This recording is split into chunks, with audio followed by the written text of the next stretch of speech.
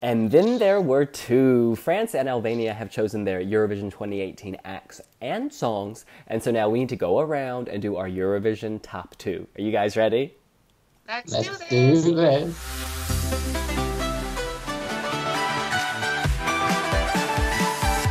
Kristen, why don't you kick us off with your number two? It's kind of hard for me to choose because there are only two songs and they're two totally different songs. I have to say Albania is number two and France number one, but that doesn't mean that Albania is bad. Can you please save the suspense and let us know your number one in the next round? All right, the suspense of the two songs, no problem.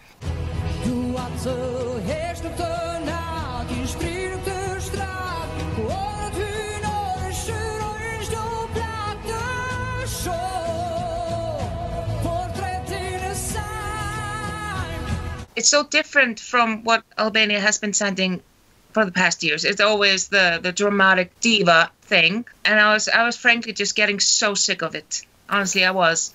And then all of a sudden, there's this man coming with this epic kind of a rock ballad. Would it be describable as a rock ballad? And it's just so vastly different from everything that Albania has been doing for the past 4 years or so. So I was like, I think Albania stands a chance this year. And I just have to ask, because every summer you do the hot list of the hottest guys at Eurovision. Will Eugent stand a chance of making your list? Never say never. Merci beaucoup. We move on to Pore, your number two. Well, I'm in a very unusual position that usually at this time of year, when we have the top two, it's kind of like, okay, I really like one of the songs and the other is just meh because it won Albania and Albania is normally meh. But this year the decision is so much harder. But my number two is still Albania, but I really, really like it.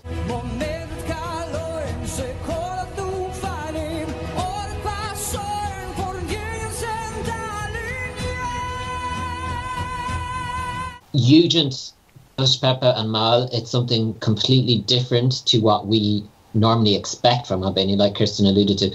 Like, it's almost San Remo-esque in its qualities, that it wouldn't feel out of place as an Italian entry. And it's sort of an epic kind of, not quite rock, like maybe soft rock, ballad-y sort of kind of song. And there's so much emotion in it. And at the same time, it's not dated. Like Albania, normally when Albania move away from the female divas, they send the old men with their guitars like they did in 2013. This is not the case. This is current, it's fresh, it's full of emotion. Hopefully he keeps it in Albanian because I think that adds an extra quality to it. If it was in English, I don't think it would work in the same way. But yeah, it's my number two and I really, really like it. Yeah, this was actually more challenging than I thought it would be because both of the songs are actually quite good. And in both selections, these are the songs that I wanted to win when I saw the final. In any case, my number two is Albania.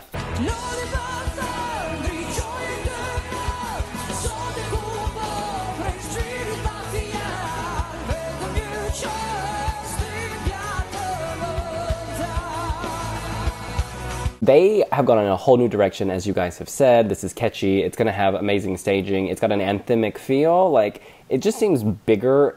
Even though in the past Albania sends big songs with women screaming, this seems bigger than those, even though it's not shouty. And that suggests it's just a better written song. Eugent can sing. We've heard him cover Ronan Ishalu's Seuss. He killed it. He owned it. It was amazing. He looks great. He looks different. He's got piercings. He's got tats.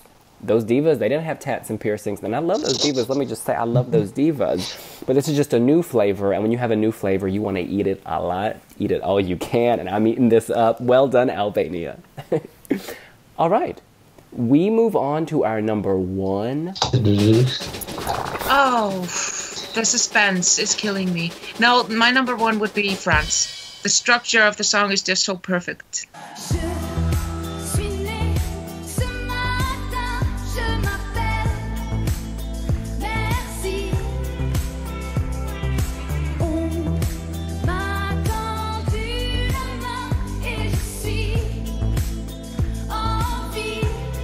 Less is more. It's so authentic. It's so real. It's just so emotional, and just everything works.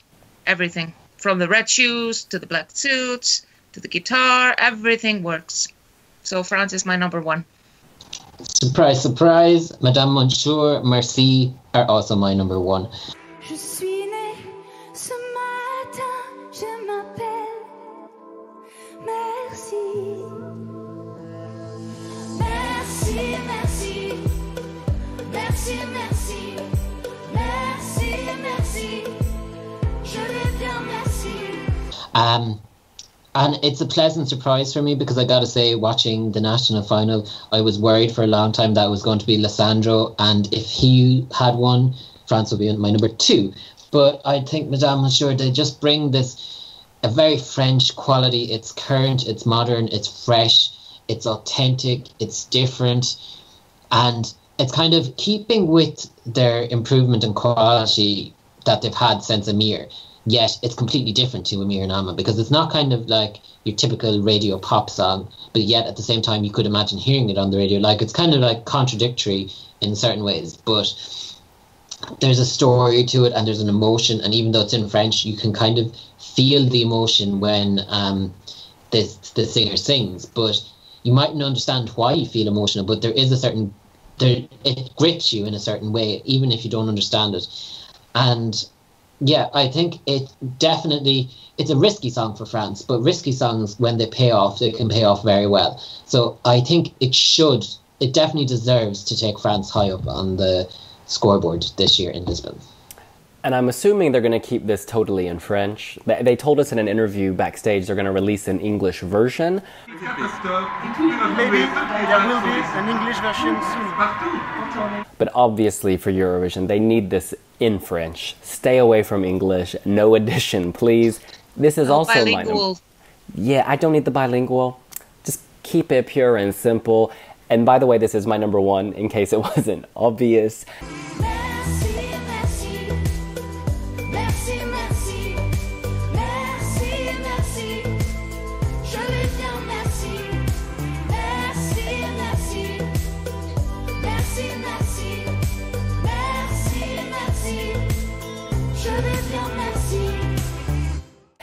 I think this is very fresh, because people have compared it to Finland's Blackbird, but I don't think it's like that at all, because it's electro, it's French.